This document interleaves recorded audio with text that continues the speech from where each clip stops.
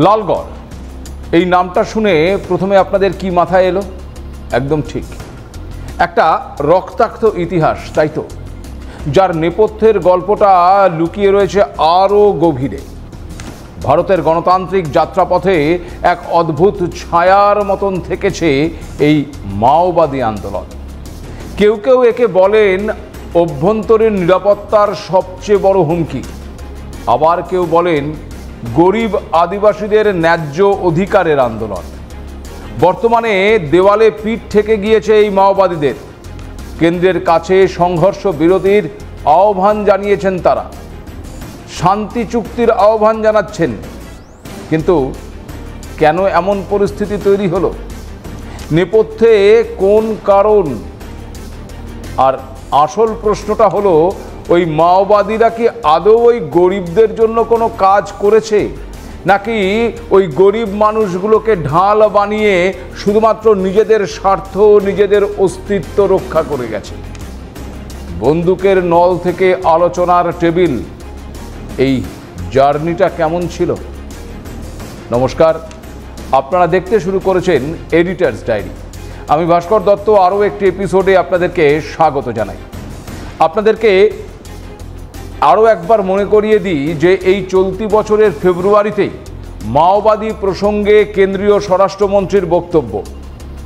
কেন্দ্রীয় স্বরাষ্ট্রমন্ত্রী অমিত শাহ একদম সাফ জানিয়ে দিয়েছিলেন যে 31শে মার্চ 2026-এর মধ্যে মাওবাদীদের নির্মূল করা হবে এবং দেশের কোনো নাগরিককে এর কারণে প্রাণ হারাতে হবে না। 31 मार्च 2026 को इस देश से नक्सलवाद समाप्त। পরিস্থিতি যেদিকে যাচ্ছে তাতে অক্ষরে অক্ষরে স্বরাষ্ট্রমন্ত্রীর সেই কথার বাস্তবায়ন হতে চলেছে। কেন বলছি এই কথা? এই প্রথম সংঘর্ষ বিরতির আর্জি জানিয়েছে ওই বন্দুকধারী মাওবাদীরা। এবার একেবারে ওই হাতিয়ার ছেড়ে শান্তির পথে হাঁটতে চাইছে তারা। মাও কেন্দ্রীয় কমিটি জানিয়েছে তারা আত্মসমর্পণ এবং অস্ত্র ত্যাগ করতে রাজি। ইতিমধ্যেই এই মর্মে তারা একটি বিবৃতি জারি করেছে। সেই বিবৃতিতে জানানো হয়েছে সরকারের সঙ্গে আলোচনার মাধ্যমে সমাধানের পথে আসতে চাইছে তারা।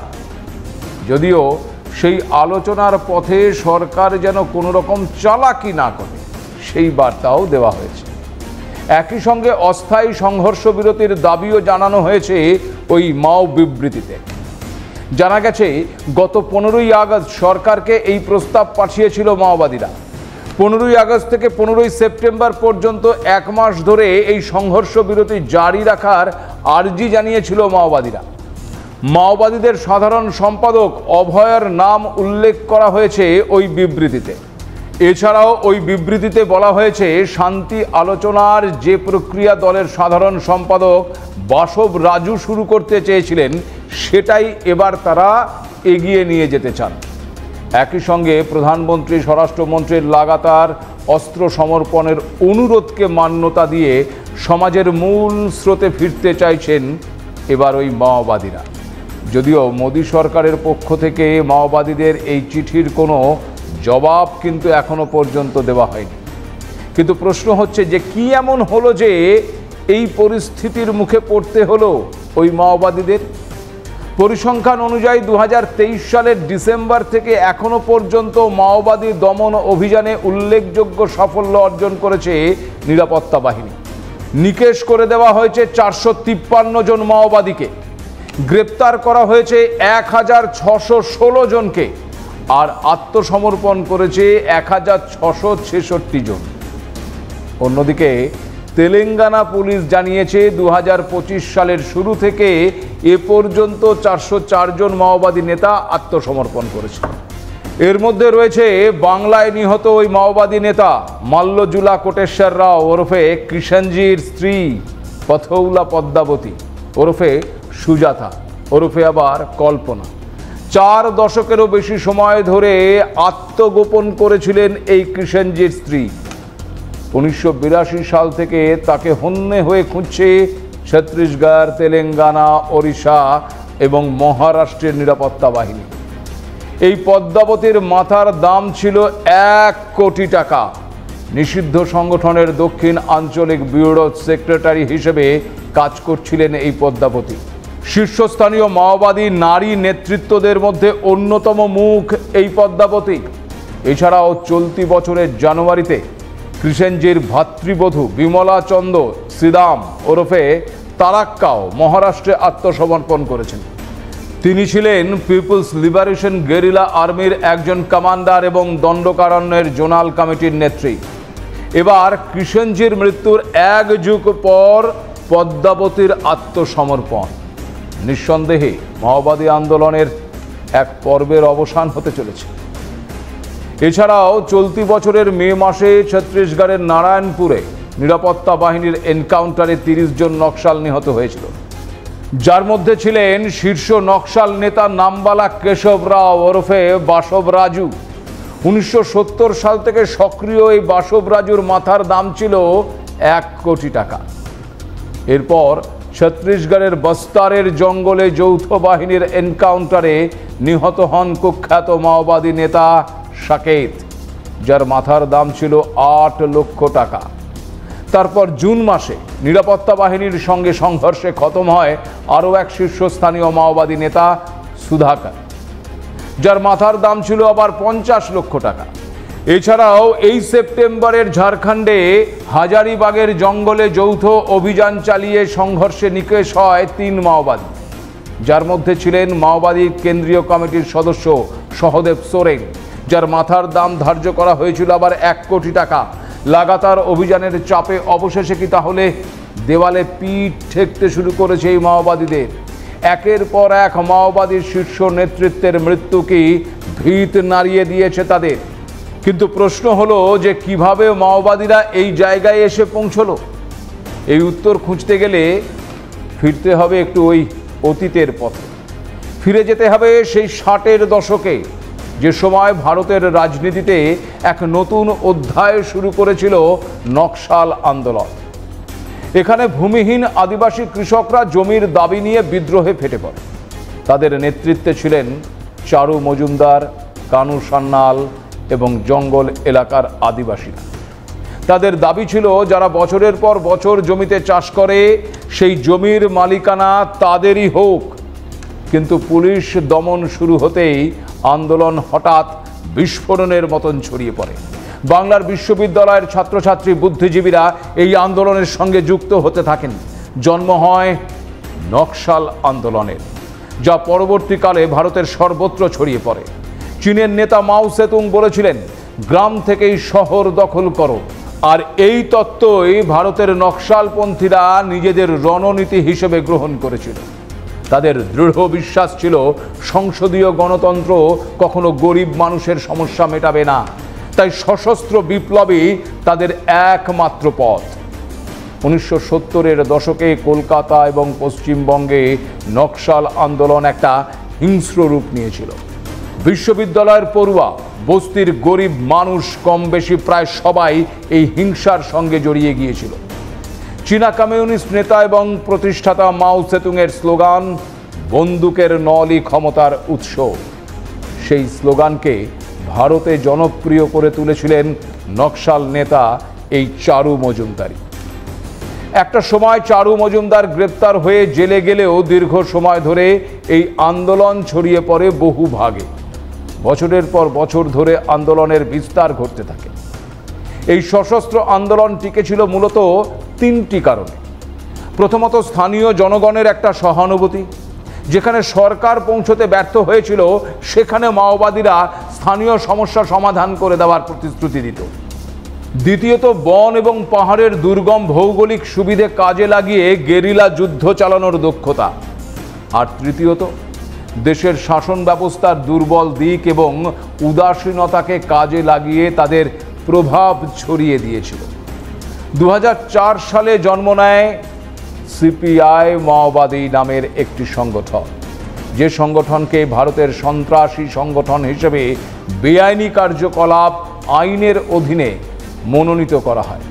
কারণ মাওবাদীরা যে গ্রাম থেকে নিজেদের আন্দোলন শুরু করেছিল, একটা সময় সেই গ্রামের সাধারণ মানুষকেই তাদের দমননীতির একটা অংশ করে তুলেছিল। উন্নয়নে বাধা দিত, কারণ তাদের মতে উন্নয়নই রাষ্ট্রের হাতিয়ার। নাবালকদের হাতে বন্দুক তুলে দিয়েছিল এরাই। একটা সময় যারা তাদের প্রতি বিশ্বাস রেখেছিল সেই তারাই একটু একটু করে আস্থা হারাতে শুরু করে। মাওবাদীরা দাবি করেছিল তারা আদিবাসীদের রক্ষক। বাস্তবে তারা আদিবাসীদেরকেই মানব ঢাল বানিয়েছিল। পুলিশের তথাকথিত গুপ্তচরের অভিযোগে অসংখ্য গ্রামবাসীকে প্রকাশ্যে হত্যা করা হয়েছে। কোনো গ্রামে সরকার রাস্তা বানাতে চাইলে তা উড়িয়ে দেওয়া হয়েছে, ভেঙে দেওয়া হয়েছে।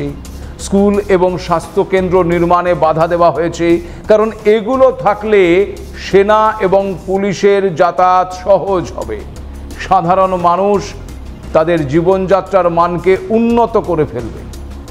অথচ গ্রামের মানুষ চাইছিল এই শিক্ষা, চিকিৎসা আর চাকরির সুযোগ। এভাবে মাওবাদীরা নিজেদেরই সমর্থন একটু একটু করে ধ্বংস করেছে। তারা উন্নয়ন বা রাজনৈতিক সমাধান দেয়নি, দিয়েছে শুধুমাত্র ওই রক্তপাত। আন্দোলন ছড়িয়ে পড়েছিল এই রাজ্যে, অর্থাৎ পশ্চিমবঙ্গে। আন্দোলন ছড়িয়ে পড়ে বিহার, ঝাড়খণ্ড, ওড়িশা, ছত্তিশগড়, মহারাষ্ট্র হয়ে ভারতের একেবারে পূর্ব এবং মধ্যভাগে। একসময় এই বিস্তৃত এলাকা রেড করিডোর নামেই পরিচিত হয়েছিল। বাংলার লালগড়, মনে আছে সে কথা? লালগড় পর্যন্ত রক্তক্ষয়ী সংঘাত ছড়িয়ে পড়েছিল। লালগড় আন্দোলনকে কেন্দ্র করে যে সংগঠন সামনে আসে তার নাম ছিল people's committee against police atrocities, সংক্ষেপে PCPA। এখান থেকেই মাও নেতা হয়ে উঠেছিলেন ওই ছত্রধর মাহাতো। অনেকে বলতেন তিনি ছিলেন আদিবাসী মানুষের ক্ষোভকে সংগঠিত করার মুখ। কিন্তু একটা সময় এমন সহিংস একটা অস্থির পরিস্থিতি তৈরি হয় যে পরে গ্রেপ্তার করতে হয় ওই ছত্রধরকে। সে নিয়েও বহু বিতর্ক রয়েছে। কয়েক মাসেই লালগড়ে বিক্ষোভ আন্দোলনের রূপ নেয়। মানুষ প্রথমে ন্যায্য দাবির আশায় ওই মাওবাদীদের পথ অনুসরণ করা শুরু করে। মাওবাদীদের সন্ত্রাস এবং দমন বিরোধী কার্যক্রম ক্রমেই বাড়তে থাকে। এরপর কেন্দ্র এবং রাজ্যের দফায় দফায় তৎপরতার ফলে 2009 সালের জুনে শুরু হয় অপারেশন লালগড়। CRPF এবং কোবরা সহ কেন্দ্রীয় বাহিনী মোতায়েন করা হয় সামগ্রিকভাবে পশ্চিমবঙ্গের জঙ্গলমহল জুড়ে। যদিও সব মিলিয়ে লালগড় এবং তার আশেপাশের বিস্তীর্ণ এলাকা সামগ্রিকভাবে ব্যাপক ক্ষতিগ্রস্ত হয়েছিল। আঘাত নেমে এসেছিল তাদের আস্থাতেও, কারণ অনেক এলাকায় সন্দেহভাজন ইনফরমার বা রাজনৈতিক প্রতিপক্ষকে তুলে নিয়ে গিয়ে খুন করা হয়েছিল। আর এই ধরনের ঘটনা প্রান্তিক মানুষের মনে একটা চিরস্থায়ী অবিশ্বাসের জন্ম দেয়। তারা মনে করতে থাকে যে আদৌ এই লড়াইটা তাদের মুক্তির পথ নয়। লালগড়ের পরে ভারতের মাওবাদী গতিবিধিতে উঠে আসে আরও একটি নাম, কিষাণজি। কিষাণজির কৌশলগত উপস্থিতি, মিডিয়ামুখী কিছু বিবৃতি এবং পশ্চিমবঙ্গের জঙ্গলমহলে কার্যক্রম তাকে জনসাধারণের কাছে একসময় নেতা বানিয়ে দিয়েছিল। মনে পড়ে সেই সব দিনগুলো? যদিও এই কিষাণজির মৃত্যু অনেক প্রশ্ন তুলে দিয়েছিল। এরপরেই কিষাণজির অনুপস্থিতিতে এই সমস্ত এলাকার মাওবাদী সক্রিয়তা এবং স্থানীয় জনসমর্থন অনেকাংশেই কমতে থাকে। কিষাণজির মৃত্যুর পর জঙ্গলমহলে দ্রুত বর্তমান রাজ্য সরকার উন্নয়ন প্রকল্প চালু করে, রাস্তা বানায়, চাকরির সুযোগ দেয়, বিভিন্ন রকম প্রকল্প মানুষের কাছে পৌঁছতে থাকে। ফলত স্থানীয় মানুষ বুঝতে শুরু করে ওই বন্দুক নয়, উন্নয়নই তাদের মুক্তির পথ। আর এর ফলে ওই জঙ্গলমহলের সাধারণ গরিব গুরব মানুষগুলো থেকে একটু একটু করে আলাদা হতে শুরু করে মাওবাদীরা। যেই সাধারণ মানুষগুলোকে ঢাল করে মাওবাদীরা এতদিন পর্যন্ত তাদের সন্ত্রাসকে কায়েম রেখেছিল, সেই সাধারণ মানুষরাই তাদের কাছ থেকে সরে যাওয়ায় তারা এখন প্রমাদ গুনছেন। ওই মাওবাদী নেতা অভয়ের বিবৃতি কি তারই প্রমাণ দিচ্ছে? এখানে আরও একটি প্রশ্ন ওঠে, সেই প্রশ্নটা হলো এটাই যে মাওবাদীরা যে এতদিন ধরে যে সন্ত্রাস চালিয়ে গেছে, সেই সন্ত্রাস চালানোর জন্য তাদের প্রয়োজন পড়েছে বিপুল পরিমাণের অর্থ আর বিপুল পরিমাণ অস্ত্রের। কোথা থেকে এসেছিল বা আসতো এই বিপুল পরিমাণ অর্থ আর অস্ত্র? এই টাকার যোগান কারা দিত? বহুদিন ধরেই অভিযোগ উঠছিল যে চীন থেকে আদর্শগত প্রেরণা তো বটেই, কিছু ক্ষেত্রে অর্থ এবং অস্ত্রের যোগানও আসতো ওই চীন থেকে। কিন্তু আজ ভারতের সঙ্গে চীনের সম্পর্ক যেমন, সেখানে চীনের পক্ষে এই মাওবাদীদের সরাসরি অস্ত্র বা টাকা জুগিয়ে যাওয়াটা রাজনৈতিক ঝুঁকি ডেকে আনতে পারে। ফলে যেটা জানা যাচ্ছে যে চীন থেকে যে অস্ত্র বা অর্থের যোগান দেওয়া হতো সেটাও কোথাও যেন ধাক্কা খেয়েছে। তবে শুধুমাত্র এই বাহ্যিক যোগানের অভাব নয়, আঘাত এসেছে দেশের অভ্যন্তরেও। প্রায় এক দশক ধরে রাষ্ট্র মাওবাদী সমস্যাকে মোকাবেলায় দুমুখী কৌশল নিয়েছে কেন্দ্র। একদিকে কড়া সামরিক অভিযান, অন্যদিকে উন্নয়ন প্রকল্প বাস্তবায়ন। দুর্গম বনাঞ্চলে রাস্তা তৈরি হয়েছে, মোবাইল টাওয়ার বসেছে, স্বাস্থ্যকেন্দ্র এবং স্কুল তৈরি হয়েছে, পৌঁছে গেছে উন্নয়ন একেবারে প্রত্যন্ত এলাকায়। মানুষের জীবনে এই পরিবর্তনই মাওবাদীদের বিকল্প প্রশাসনিক কাঠামোকে অপ্রাসঙ্গিক করে তুলেছে। প্রতিটি মাও অধ্যুষিত এলাকায় দীর্ঘদিন ধরে যৌথ অভিযান চালিয়েছে সরকার। 2024 সালে বস্তারে নিরাপত্তা বাহিনীর অভিযানে 287 জন মাওবাদীর মৃত্যু হয়, 837 জন আত্মসমর্পণ করে। 2025 সালে এই অভিযান আরও তীব্র হয়েছে। শুধু গত 9 মাসেই মারা গেছেন 210 জন মাওবাদী। তার মধ্যে রয়েছে বহু মাওবাদী শীর্ষ নেতা, যাদের মাথার দাম ছিল 20 লক্ষ থেকে 1 কোটি টাকা পর্যন্ত। মাওবাদীদের মধ্যে যে আতঙ্ক তৈরি হয়েছে তা সহজেই বোঝা যাচ্ছে। এই পরিস্থিতিতে লড়াই চালিয়ে যাওয়া মানে এখন মৃত্যু নিশ্চিত। তাই এবার শান্তির বার্তা পাঠানো ছাড়া তাদের কাছে আর কোনো বিকল্প নেই।